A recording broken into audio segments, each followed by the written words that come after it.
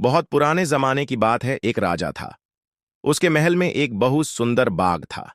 बाग में तरह तरह के फूलों के पौधे और अनेक प्रकार के मीठे फलों के पेड़ थे। लेकिन इस बाग में सबसे आश्चर्यजनक चीज थी। एक सेब का पेड़ था जिसमें सोने के सेब लगते थे। राजा ने इस पेड़ की देखभाल का खास इंतजाम कर रखा था। जब इसके फल पकते थे तो चौकीदार रात दिन पेड़ का पहरा दिया करते थे ताकि कोई सोने का सेब चुराकर न ले जाए। लेकिन एक दिन की बात है कि बाघ के माली ने जब सोने के सेबों को गिना तो उसमें से एक सेब गायब था। उसने दौड़कर राजा को खबर दी। राजा फौरन बाग में पहुंचा। उसे यह देखकर बड़ा आश्चर्य हुआ कि देखभाल का इतना पक्का इंतजाम होने पर भी एक सेब किसी ने चुरा लिया। उसने ऐलान किया कि कोई सोने के सेब को चुराने वाले चोर का पता देगा, उसे इनाम दिया जाएगा। सबसे बड़े राजकुमार ने राजा से कहा कि रात में वह पहरा देगा और चोर को पकड़ने की कोशिश करेगा। राजा ने उसको इसकी इजाजत दे दी। बड़ा राजकुमार रात में पहरा देने लगा, लेकिन 2 घंटे बाद ही उसे नींद आ गई और वह सो गया। सुबह उठकर जब उसने सेबों को गिना तो वह देखकर चकित रह गया कि रात भर में एक और सेब गायब हो गया था। इसके बाद दूसरी रात को मंझले राजकुमार ने पहरा देने का काम संभाला। उसे भी नींद आ गई और तीसरा सेब चोरी हो गया। राजा बहुत चिंतित था। दरबारियों की भी समझ में नहीं आ रहा था कि क्या किया जाए। सब लोग उदास बैठे थे कि इतने में सबसे छोटा राजकुमार आया और उसने कहा कि आज की रात मैं पहरा दूंगा और चोर को पकड़ूंगा। राजा इस राजकुमार से खुश नहीं रहता था। वह उसे मूर्ख भी मानता था। उसने उसे डांटते हुए कहा, तुम क्या समझते हो? क्या तुम्हें इसमें सफलता मिलेगी? तुमसे बड़े और तुमसे ज्यादा समझदार दोनों राजकुमार इस काम में असफल हो चुके हैं। तुम जाओ, अपना काम करो। लेकिन छोटा राजकुमार नहीं माना। उसने राजा से प्रार्थना की कि उसे एक मौका जरूर दिया जाए। अंत में राजा राज्य हो गया। राजकुमार रात में पहरा देने लगा। उसने तय किया कि वह किसी भी हालत में नहीं सोएगा और चोर को जरूर पकड़ेगा। जब आधी रात हुई और 12 बजे का आखिरी घंटा बजा तो राजकुमार ने देखा कि एक सुंदर सोने की चिड़िया कहीं से उड़ती हुई आई और सेब के पेड़ पर बैठ गई। उसने देखते देखते सोने का एक सेब तोड़कर अपनी चोंच में पकड़ लिया। राजकुमार ने फौरन निशाना साधकर तीर चला दिया, लेकिन तीर चिड़िया को नहीं लगा और वह पंख फड़फड़ा कर उड़ गई।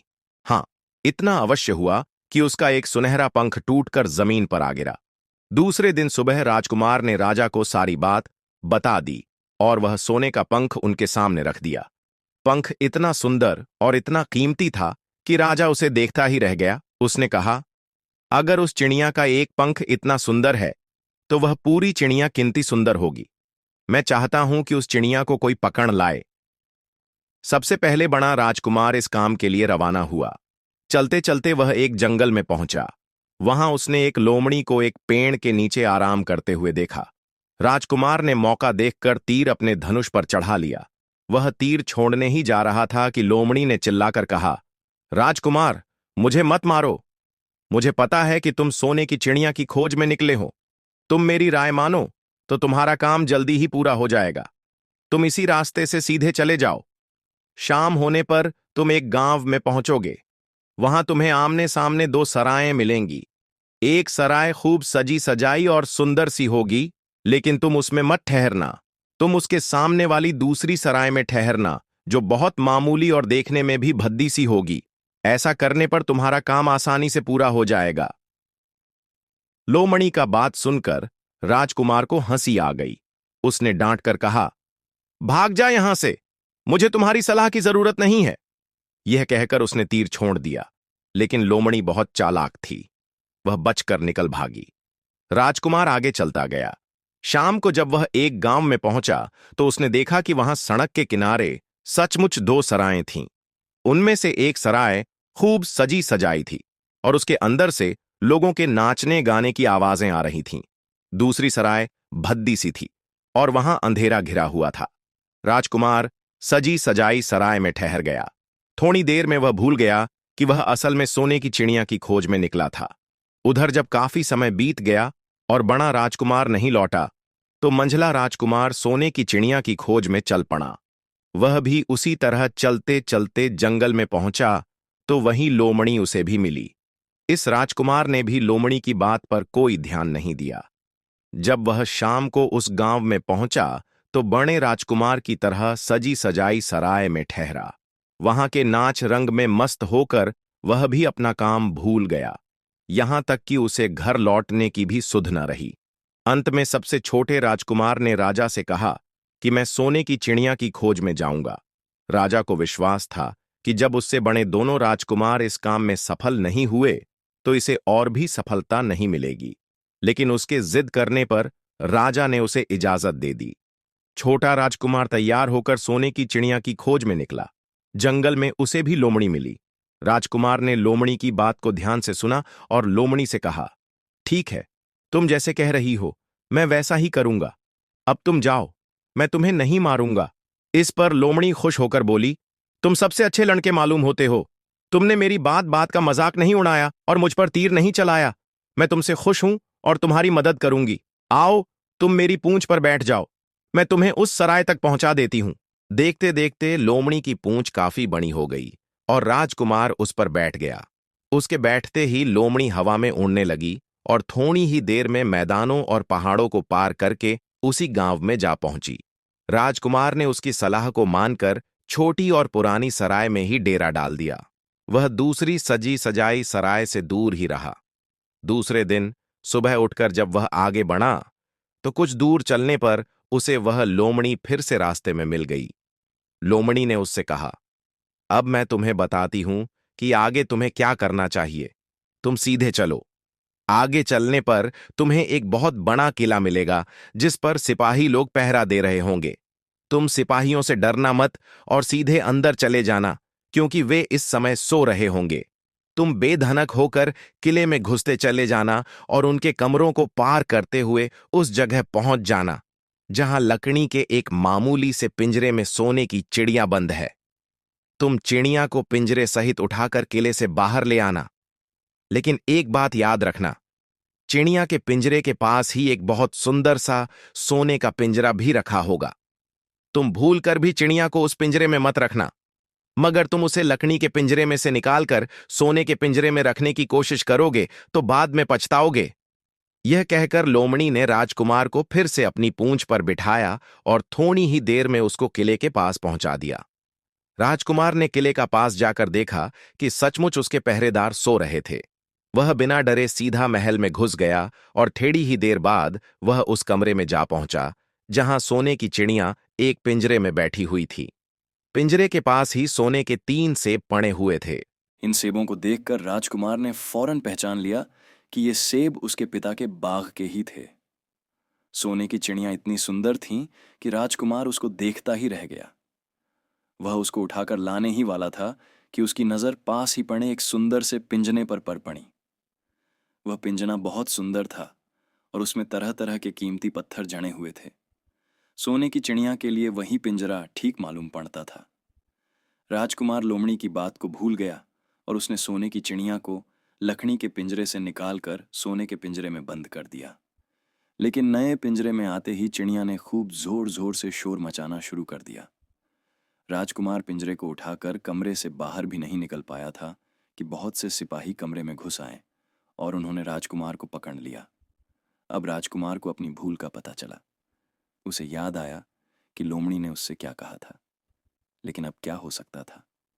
सिपाही उसे खींचते हुए राजा के दरबार में ले गए। राजा के पूछने पर राजकुमार ने सारी बात कह सुनाई। राजा बोला, तुम मेरे महल में चोरी करने के लिए घुसे थे। मैं तुमको माफ नहीं कर सकता। तुम्हें फांसी की सजा दी जाएगी। लेकिन मैं तुम्हें एक मौका देता हूं। अगर तुम मेरे लिए सोने का घोड़ा ला दो तो मैं न सिर्फ तुम्हें छोड़ दूंगा बल्कि सोने की चिड़िया भी तुमको दे दूंगा। राजकुमार को अपनी जान बचाने के लिए राजा की शर्त माननी पड़ी। अब वह सोने के घोड़े की तलाश में निकला। किले के बाहर जाने पर उसने देखा कि लोमड़ी का उसका इंतजार कर रही है। उसने लोमड़ी को सारी बातें बताईं।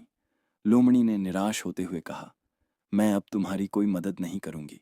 तुमने मेरे कहने के अनुसार नहीं किया। मैंने जिस तरह से कहा था, अगर तुम उस तरह से काम करते तो इस मुसीबत में नहीं फंसते और सोने की चिड़िया तुम्हें मिल जाती। राजकुमार बोला, इस बार मुझे माफ कर दो, मुझसे गलती हो गई। मेरा काम तुम्हारी सहायता के बिना नहीं चलेगा। मुझे राजा ने सोने का घोड़ा लाने के लिए कहा है, वरना वह मुझे फांसी पर चढ़ा देगा। लोमड़ी ने कहा, खैर, मैं तुम्हें माफ करती हूँ।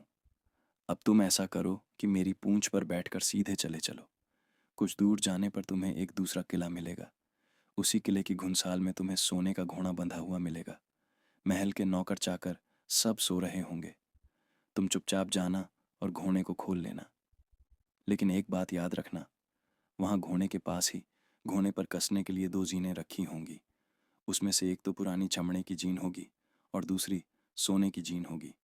तुम सोने की जीन को छूना भी मत और उस घोड़े पर पुरानी चमड़े की जीन को कसकर सवार हो जाना और उसे दौड़ते हुए किले से बाहर चले आना। राजकुमार ने वादा किया कि वह ठीक ठीक वैसा ही करेगा। लोमड़ी ने उसको अपनी पूंछ पर बैठाया और कुछ ही देर में वह उसे ले किले के पास जा पहुंची। किले के पास पहुंचते ही लोमड़ी ने उसे नीचे उतारा और फिर वहां से चली गई। राजकुमार सीधा फाटक से किले में घुस गया। अंदर जाकर उसने देखा कि वहां के सभी नौकर चाकर सोए हुए थे। थोड़ी ही देर में वह किले की घुंसाल में जा पहुंचा। वहां एक बहुत सुंदर सुनहरा घोड़ बंधा हुआ था। राजकुमार ने पास जाकर देखा कि वह घोड़ा सचमुच सोने का था। ऐसा सुंदर घोड़ा उसने सपने में भी नहीं देखा था। उसने आगे बढ़कर घोड़े को खोल लिया। जब वह बाहर निकलने लगा तो उसकी नज़र एक कोने में पड़ी हुई सोने की जीन पर गई। यह जीन बहुत सुंदर थी और इसमें हीरे मोती जड़े हुए थे। उसके पास ही एक फटी पुरानी चमड़े की जीन पड़ी हुई थी। इतने सुंदर घोड़े पर पुराने चमड़े की जीन कसना राजकुमार को अच्छा नहीं लगा। उसने सोने की जीन उठा ली और घोड़े पर कसना शुरू किया। इतने में घोड़ा जोर से हिनहिना उठा। किले के नौकर चाकर जाग गए। थोड़ी ही देर में राजकुमार पकड़ लिया गया। राजकुमार को सिपाहियों ने हाथ बांधकर अपने राजा के सामने पेश किया। राजा ने सारी बातें सुनकर कहा, तुमने मेरे घोड़े को चुराने की कोशिश की है, इसलिए तुम्हें फांसी की सज़ा दी जाएगी। लेकिन अगर तुम मेरा एक काम कर दो तो मैं तुम्हें छोड़ सकता हूँ। यहाँ से कुछ ही दूर एक सोने का महल है और उसमें बहुत सुंदर राजकुमारी रहती है। अगर तुम अपनी जान बचाना चाहते हो तो उस राजकुमारी को मेरे पास ले आओ।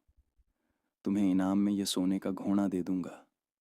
बेचारा राजकुमार, वह फिर से एक नई मुसीबत में फंस गया। उसे मजबूर होकर राजा की शर्त माननी पड़ी। अब वह सोने के महल की खोज में निकला।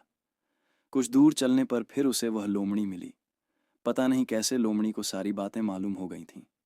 वह बोली, देखो, तुमने इस बार भी मेरी बात नहीं मानी। मेरी बात मान जाते तो यह नई मुसीबत तुम्हारे गले नहीं पड़ती। खैर, मुझे तुम पर दया आ रही है। मैं तुम्हारी मदद करूंगी। चलो, मैं तुमको सोने के महल के पास पहुंचाई देती हूँ। तुम महल के बाहर ही कहीं पीछे छिपे रहना। जब उसमें से शाम को राजकुमारी तालाब में नहाने के लिए बाहर आए तो तुम आगे बढ़कर उसका हाथ पकड़ लेना। जैसे ही तुम उसको छुओगे, राजकुमारी तुम्हारे साथ आने के लिए राजी हो जाएगी। लेकिन एक बात याद रखना, तुम उसको वहां से अपने साथ ले आना। उसे वापस महल में मत जाने देना। वह तुमसे कहेगी कि मैं अभी अपने माता पिता से मिलकर आती हूँ, लेकिन तुम उसकी बातों में मत आना, वरना फिर मुसीबत में फंस जाओगे। यह कहकर लोमड़ी ने फिर से अपनी पूंछ फैला दी और राजकुमार उस पर बैठ गया। देखते देखते लोमड़ी हवा में उड़ती हुई कुछ देर बाद सोने के महल के पास जा पहुंची। महल के पास पहुंचते ही राजकुमार एक पेड़ की आड़ में छिपकर बैठ गया। शाम को जब राजकुमारी नहाने के लिए किले से बाहर आई तो राजकुमार ने हिम्मत करके आगे बढ़कर उसका हाथ पकड़ लिया। उसके छूते ही राजकुमारी उसके साथ चलने के लिए तैयार हो गई। वह बोली, राजकुमार, तुम मुझे जहां भी ले जाना चाहोगे मैं तुम्हारे साथ चलूंगी, लेकिन मुझे थोड़ी देर के लिए अपने माता पिता से मिलाने दो। राजकुमार ने कहा, नहीं, यह नहीं होगा। तुम्हें तुरंत मेरे साथ चलना पड़ेगा। लेकिन राजकुमारी रोने लगी। इतनी सुंदर राजकुमारी को रोते देखकर राजकुमार का मन पिघल गया। अंत में वह राजी हो गया और बोला, जाओ, थोड़ी देर के लिए माता पिता से मिल आओ, लेकिन फिर तुरंत बाहर चली आना। लेकिन राजकुमारी ने जैसे ही किले में पैर रखा, किले के पहरेदार जाग गए और उन्होंने राजकुमार को पकड़ लिया। राजकुमार बहुत पछताया, लेकिन अब क्या हो सकता था। सिपाहियों ने उसे अपने राजा के सामने पेश किया। राजा बहुत निराश था। उसने उसी वक्त हुक्म दिया, इस राजकुमार को फौरन फांसी पर चढ़ा दिया जाए। यह सुनकर राजकुमार रोने गिड़गिड़ाने लगा। इस पर राजा ने थोड़ी देर विचार करने के बाद कहा, मैं अपनी आज्ञा वापस नहीं ले सकता, लेकिन अगर तुम मेरा एक काम कर दो तो तुम्हारी जान बच सकती है। हमारे किले के ठीक सामने यह जो बड़ा पहाड़ है, इसके कारण हमारे किले की सुंदरता नष्ट होती है। अगर तुम 8 दिन में इस पहाड़ को खोदकर साफ कर दो तो हम तुम्हें क्षमा कर देंगे और राजकुमारी का विवाह तुम्हारे साथ कर देंगे। राजकुमार किले के बाहर आकर पहाड़ को देखने लगा।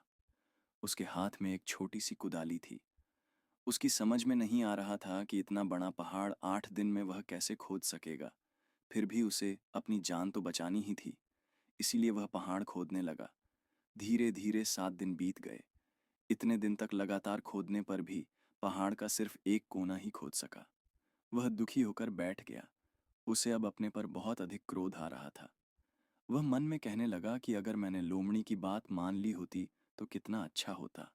लोमड़ी ने मुझको हर बार ठीक सलाह दी और मैं हर बार उसका कहना न मानकर नई से नई मुसीबत में फंस जाता हूँ। राजकुमार इस तरह सिर झुकाए बैठा था कि अचानक उसे अपने पैरों के पास लोमड़ी की पूंछ हिलती दिखाई दी। उसने नजर उठाकर देखा, सचमुच वहीं लोमड़ी खड़ी थी। लोमड़ी ने मुस्कुराते हुए कहा, क्यों, क्या हाल है? इस बार तो तुम्हारी मदद करने की मेरी जरा भी इच्छा नहीं थी, लेकिन मैं 7 दिन से तुमको पहाड़ खोदते हुए देख रही हूँ। मुझे दया आ गई और मैं तुम्हारी मदद के लिए चली आई। जाओ, तुम बहुत थक गए हो, सो जाओ। मैं थोड़ी ही देर में तुम्हारा काम पूरा कर दूंगी। इस बार राजकुमार ने तय कर लिया था कि अब वह लोमड़ी जिस तरह कहेगी वह उसी तरह करेगा। वह चुपचाप उठकर एक तरफ सोने चला गया। थोड़ी ही देर में उसे नींद आ गई। सुबह जब वह सोकर उठा तो उसे अपनी आंखों पर विश्वास नहीं हो रहा था। वहां कहीं भी पहाड़ का नाम नहीं था और महल का सुंदर दृश्य दिखाई दे रहा था। राजकुमार सीधा राजा के पास पहुंचा। राजा उसके काम पर बहुत खुश था। उसने तुरंत अपने वादे के अनुसार राजकुमारी के साथ उसका विवाह कर दिया। जब राजकुमार उस सुंदर राजकुमारी के साथ कुछ दूर चला तो उसे रास्ते में फिर वही लोमड़ी मिली। लोमड़ी बोली, बधाई हो राजकुमार, लेकिन भला मुझे सोने का घोड़ा और सोने की चिड़िया कैसे मिल सकती है? मैं तो इस राजकुमारी को भी उस राजा के लिए ले जा रहा हूँ। लोमड़ी ने कहा, नहीं, तुम ऐसा काम कभी मत करना। इस राजकुमारी के साथ तुम्हारा विवाह हुआ है और यह अब तुम्हारी ही है। अगर तुम मेरे कहने के अनुसार काम करो तो तुम्हें सोने का घोड़ा और सोने की चिड़िया भी मिल सकती है। तुम पहले इस राजकुमारी को लेकर सोने के घोड़े वाले राजा के पास जाओ। राजा खुश होकर तुमको सोने का घोड़ा दे देगा। तुम घोड़े पर सवार हो जाना और सवार होकर सबसे विदा लेना। राजकुमारी से तुम सबसे बाद में विदा लेना। जैसे ही तुम राजकुमारी के पास पहुंचो, तुम उसे हाथ से पकड़कर घोड़े के ऊपर खींच लेना और घोड़े को दौड़ा देना। सोने का घोड़ा इतना तेज दौड़ता है कि दुनिया का तेज से तेज घोड़ा भी उसकी बराबरी नहीं कर सकता। जाओ, तुम पहले इतना काम पूरा करो। इसके बाद आगे का काम मैं तुम्हें बाद में बताऊंगी। मैं तुम्हें वहां रास्ते में मिलूंगी। राजकुमार ने ठीक वैसा ही किया जैसा लोमड़ी ने उससे कहा था। जब सोने के घोड़े वाले राजा ने खुश होकर उसे इनाम में सोने का घोड़ा दिया तो राजकुमार उस पर सवार हो गया और उससे विदा लेने लगा। अंत में वह राजकुमारी को उठाकर घोड़े को तेजी से दौड़ाता हुआ किले से बहुत दूर निकल आया। रास्ते में एक पेड़ के नीचे लोमड़ी उसका इंतजार कर रही थी। उसे देखकर लोमड़ी बोली, शाबाश, अब तुम सोने की चिड़िया भी प्राप्त कर लो। जब तुम सोने की चिड़िया वाले राजा के पास पहुंचोगे तो वह इस घोड़े को देखकर बहुत खुश होगा। तुम उससे कहना कि पहले सोने की चिड़िया का पिंजरा मेरे हाथ में दे दो, तब मैं यह घोड़ा तुमको दूंगा। जब वह पिंजरा तुम्हारे पास लाए तो तुम पिंजरा उसके हाथ से छीन लेना और घोड़े को दौड़ा देना। बस, ऐसे चिड़िया तुमको मिल जाएगी और कोई तुम्हें पकड़ भी नहीं सकेगा। इस बार भी राजकुमार ने ठीक वैसा ही किया। वह राजकुमारी के साथ ही घोड़े पर बैठा रहा और जब राजा ने उसके हाथ में सोने की चिड़िया का पिंजरा दिया तो उसने देखते देखते एड्डी एच मार दी और सोने का घोड़ा हवा से बातें करने लगा। कुछ दूर चलने पर लोमड़ी उसे मिली। राजकुमार ने उससे कहा, तुमने मेरी बड़ी मदद की है। तुम्हारी वजह से मुझे न सिर्फ सोने की चिड़िया मिली बल्कि सोने का घोड़ा और इतनी सुंदर राजकुमारी भी मिल गई। बताओ, मैं तुमको क्या इनाम दूं? मैं तुमको कुछ ना कुछ। जरूर देना चाहता हूं, लोमड़ी ने कहा। अगर तुम खुश हो तो मेरा एक काम कर दो। तुम एक तीर चलाकर मुझे मार दो। इस समय तुम यही सबसे बड़ा काम मेरे लिए कर सकते हो। राजकुमार ने कहा, भला यह कैसे हो सकता है? तुमने मेरी इतनी मदद की और मैं बदले में तुम्हें मार दूं? मुझसे यह नहीं होगा। यह सुनकर लोमड़ी बड़ी दुखी हुई और बोली, अगर तुम मेरा यह काम नहीं कर सकते तो फिर ठीक है, जाओ। लेकिन मैं तुम्हारी भलाई के लिए ही कह रही हूं कि तुम दो बातें जरूर याद रखना। एक तो तुम किसी कुएं की दीवार पर मत बैठना, और दूसरे, तुम ऐसे लोगों के लिए धन मत खर्च करना जिन्हें फांसी मिलने वाली हो। राजकुमार बोला, भाई, तुम भी अजीब हो। तुम्हारी बातें मेरी समझ में ही नहीं आती।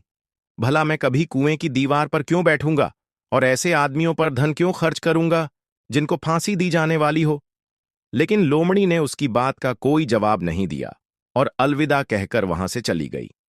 राजकुमार सोने का घोड़ा दौड़ता हुआ आगे बढ़ा। राजकुमारी उसके साथ ही बैठी हुई थी और सोने की चिड़िया का पिंजरा उसके हाथ में था। कुछ ही देर में राजकुमार उस छोटे गांव में जा पहुंचा जिसमें वे दोनों सराएं थीं। गांव के लोग और खास तौर से बच्चे उसको देखने के लिए बाहर निकल आए। सोने के घोड़े पर इतने सुंदर राजकुमार के साथ बैठी एक राजकुमारी को देखकर सभी लोग चकित थे। इतने में राजकुमार ने देखा कि गांव के बगीचे में एक जगह बेहद से लोग जमा हैं और कुछ शोर हो रहा है। राजकुमार के पूछने पर लोगों ने बताया कि वहां दो आदमियों को फांसी देने की तैयारी हो रही है। राजकुमार उधर ही चल पड़ा। वहां पहुंचने पर उसने पहचान लिया कि जिन आदमियों को फांसी दी जाने वाली थी वे और कोई नहीं बल्कि उसके ही भाई थे। वे लोग तब से उसी सजी सजाई सराय में रह रहे थे और तरह तरह के बुरे काम करते थे। वे जुआ भी खेलते थे और जुए में बहुत सा धन हार चुके थे। उन्होंने लोगों से बहुत सा रुपया भी उधार लिया था। इन्हीं सब बातों से छिड़कर अब गांव वाले उन्हें फांसी पर चढ़ाने जा रहे थे। राजकुमार भला यह कैसे होने देता। उसने लोगों से कहा कि मुझसे रुपया ले लो और इन लोगों को छोड़ दो। उसके बहुत कहने सुनने पर लोग राजी हो गए और उन्होंने उन दोनों आदमियों को रिहा कर दिया। राजकुमार अपने भाइयों को छुड़ाकर आगे चला। कुछ दूर चलने पर जंगल में उन्हें एक कुआं दिखाई दिया। इस पर राजकुमार के कुछ देर कुएं के पास आराम करते हैं। वहां ठंडा पानी पीने के बाद हम लोग आगे चलेंगे। राजकुमार राजी हो गया। अब तक वह यह भी भूल चुका था कि लोमड़ी ने विदा होते समय उससे क्या कहा था। वह घोड़े से उतरकर कुएं की दीवार पर बैठ गया और आराम करने लगा। उसके दोनों भाइयों ने मौका देखकर उसे कुएं में धकेल दिया। इसके बाद उन्होंने घोड़े पर राजकुमारी को डाला और सोने की चिड़िया का पिंजरा उठाया और वहां से चलते बने। कुछ ही देर में वे लोग अपने राज्य में लौट आए। घर लौटकर उन्होंने राजा से कहा, हम लोग सोने की चिड़िया को पकड़ लाए हैं। इसी चिड़िया ने हमारे बाग में से सोने के सेब चुराए थे। इसके साथ ही हम एक यह सोने का घोड़ा और राजकुमारी भी लाए हैं। राजा बहुत खुश हुआ। सारे राज्य के लोग खुशियां मनाने लगे। लेकिन राजकुमारी खुश नहीं थी। वह बराबर रोती रहती थी। उसने खाना पीना छोड़ दिया। यही नहीं, घोड़े ने भी दाना पानी बंद कर दिया और सोने की चिड़िया भी उदास रहने लगी।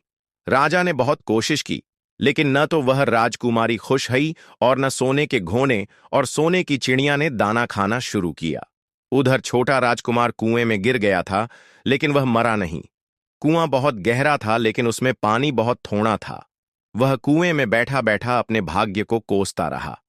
अब उसे फिर उसी लोमड़ी की याद आई और वह पछताने लगा कि अगर मैंने उसका कहना मान लिया होता तो मैं मुसीबत में न फंसता। राजकुमार ने जैसे ही लोमड़ी को याद किया, लोमड़ी न मालूम कैसे कुएं के मुंह पर आ पहुंची और बोली, देखो राजकुमार, मैंने पहले ही तुम्हें समझाया था कि किसी कुएं की दीवार पर मत बैठना और ऐसे आदमियों की मदद मत करना जिन्हें फांसी दी जाने वाली हो, लेकिन तुम नहीं माने। खैर, चलो, अब आखिरी बार मैं फिर तुम्हारी मदद किए देती हूं। लो, मेरी पूंछ पकड़कर कुएं से बाहर निकल जाओ। यह कहकर लोमड़ी ने अपनी पूंछ कुएं में लटका दी। देखते देखते पूंछ इतनी लंबी हो गई कि कुएं के पेंदे में पड़े राजकुमार के पास तक जा पहुंची। राजकुमार उसे पकड़कर कुएं से बाहर निकल आया। लोमड़ी ने उससे कहा, जाओ, अब तुम अपने घर जाओ, लेकिन जरा होशियार रहना। तुम्हारे भाई तुम्हारी जान के दुश्मन हैं। वे लोग जरूर तुमको ढूंढ रहे होंगे। राजकुमार घर की ओर चल पड़ा। अपने राज में पहुंचने पर उसे एक भिखारी मिला। भिखारी को उसने अपने सुंदर कपड़े दान में दे दिए और उनके भद्दे पुराने कपड़े पहन लिए। इस तरह भेष बदलकर वह अपने किले में पहुंचा। वहां उसके पहुंचने पर एक बड़ी आश्चर्यजनक बात आई। सोने का घोड़ा खुशी से हिन हिनाने लगा और दाना खाने लगा। सोने की चिड़िया भी अपने पिंजरे में खुशी से फुदकने लगीं और गाना गाने लगी। राजकुमारी ने अपने आंसू पोंछ डाले और वह भी खुश दिखाई देने लगी। लेकिन राजा की समझ में कुछ नहीं आया। उसने राजकुमारी से इसका कारण पूछा तो वह बोली, मैंने तो पहले ही आपको सारी कहानी बता दी थी। आपके बड़े और मंझले राजकुमार ने छोटे राजकुमार के साथ धोखा किया है। इन्होंने आपको भी धोखा दिया है। लेकिन अब आपका छोटा राजकुमार यहां पर आ पहुंचा है, इसीलिए मुझे बेहद खुशी हो रही है। उसी के साथ मेरी शादी हुई है और मैं उसके साथ ही सुखी रह सकती हूं। फिर उसने मैले कुचैले कपड़े पहने एक आदमी की ओर इशारा करते हुए कहा, वह रहा आपका छोटा राजकुमार। राजा ने भी अपने छोटे लड़के को पहचान लिया। अब राजा ने अपने छोटे बेटे के बारे में अपने विचार बदल दिए। अब वह उसको बहुत समझदार और बहादुर मानने लगा और उससे बहुत अधिक प्यार करने लगा। उसने उसको राजगद्दी पर बिठाने का निश्चय किया। बड़े और मंझले राजकुमार ने अपने छोटे भाई को ही धोखा नहीं दिया था, बल्कि राजा को भी धोखा दिया था। इससे राजा उनसे बहुत नाराज था। उसने उन दोनों को अपने राज्य से निकलवा दिया। इसके बाद बड़ी धूमधाम के साथ राजकुमारी के साथ राजकुमार का विवाह हुआ और दोनों सुख से रहने लगे। लेकिन राजकुमार उस लोमड़ी को नहीं भूला था जिसने उसकी सहायता की थी। एक दिन समय निकालकर वह जंगल में उस लोमड़ी की खोज में निकला। बहुत ढूंढने के बाद एक पेड़ के खोखले भाग में उसने उस लोमड़ी को चुपचाप बैठे है देखा। लोमड़ी बहुत उदास थी और पहले से बहुत ज्यादा दुबली भी हो गई थी। राजकुमार को देखते ही लोमड़ी ने उसे पहचान लिया और कहा, आह, कहो राजकुमार, आज इधर कैसे भूल पड़े? राजकुमार ने कहा, मैं आज तुम्हें ही ढूंढने के लिए आया हूं। चलो मेरे बाग में आराम से रहना। वहां तुम्हें किसी तरह की तकलीफ नहीं होगी। यहां तो जंगल में तुम्हें खाने पीने की तकलीफ होती होगी और जंगली जानवरों और शिकारियों का डर बना रहता होगा। लोमड़ी ने कहा, नहीं राजकुमार, मैं यहां ठीक हूं। और भला अब तुम्हें मेरे दुख से क्या लेना देना? तुम्हारा काम निकल गया। अब तुम सुख से अपने राज्य में रहो। राजकुमार बोला, नहीं, तुमने मेरा बड़ा उपकार किया है। मैं तुम्हें इनाम देना चाहता हूं और अपने साथ ही रखना चाहता हूं। राजकुमारी भी बहुत खुश होगी। वह भी तुमसे मिलना चाहती है। लोमड़ी बोली, अगर तुम सचमुच मुझे इनाम देना चाहते हो तो मेरा एक काम कर दो। मैंने तुमसे पहले भी कहा था कि तुम तीर चलाकर मुझे मार दो। इसी से मेरा लाभ होगा। असल में एक जादूगर ने मुझ पर जादू कर रखा है। मैं लोमड़ी नहीं हूँ। मुझे उसके जादू के प्रभाव से लोमड़ी के रूप में रहना पड़ रहा है। मैं तो उसी देश का राजकुमार हूँ जहाँ की राजकुमारी से तुम्हारा विवाह हुआ है। असल में वह राजकुमारी मेरी छोटी बहन है। अगर तुम तीर चलाकर मुझे मार दोगे तो इस जादू से मुझे मुक्ति मिल जाएगी और मैं फिर अपने देश लौट सकूंगा। राजकुमार को यह सुनकर बड़ा आश्चर्य हुआ। उसने फौरन अपने धनुष पर तीर चढ़ाया और लोमड़ी की ओर छोड़ दिया। तीर के लगते ही लोमड़ी मर गई और उसमें से एक सुंदर सा राजकुमार निकल आया। फिर दोनों राजकुमार आपस में गले मिले। इसके बाद दोनों राजकुमार वापस महल में लौट आए। वहां राजकुमारी अपने भाई से मिलकर बहुत खुश हुई। वह अगर आपको कहानी पसंद आई तो एक छोटा सा बेल बजा के इस कहानी का हिस्सा बन जाए। सब्सक्राइब ज़रूर करिए, लाइक कमेंट भी करिए